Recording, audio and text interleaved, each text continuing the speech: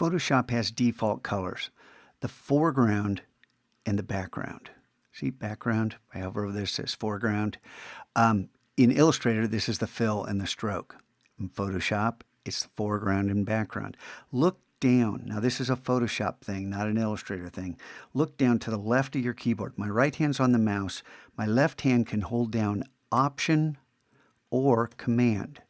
We can hold down more than that, but that's those two keys. Option's on the left, foreground's on the left, Command is on the right, background's on the right.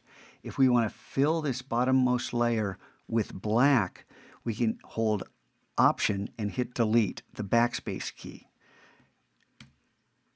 And that fills it with the foreground color. The background color is Command Delete. Now for these I've been using white.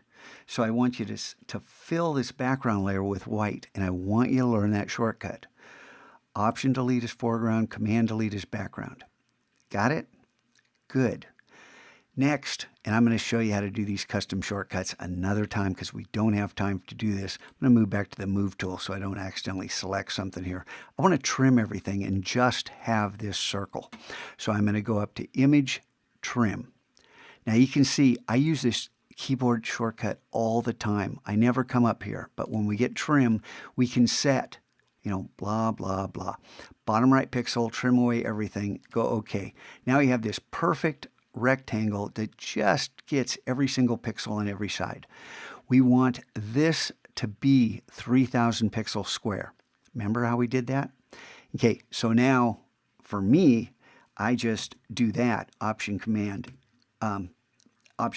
I. It's image size right here. Option Command I.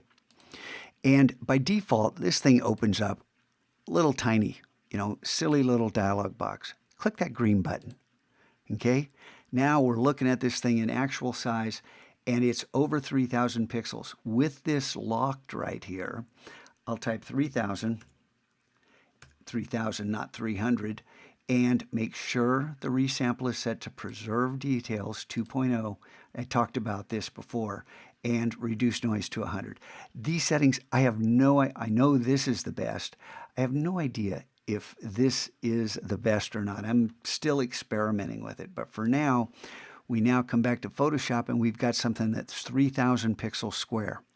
Now you noticed back, if we jump back over here, that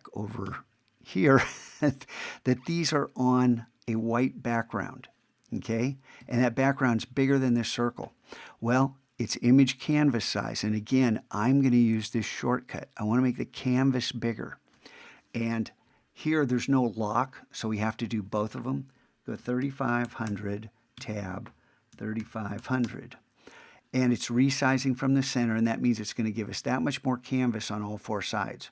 Click OK, and we've got that. But then we have this checkerboard, which means it's transparent around the outside. So with layer 1 selected, I'm going to hit Command Delete again to fill that with white. Yes.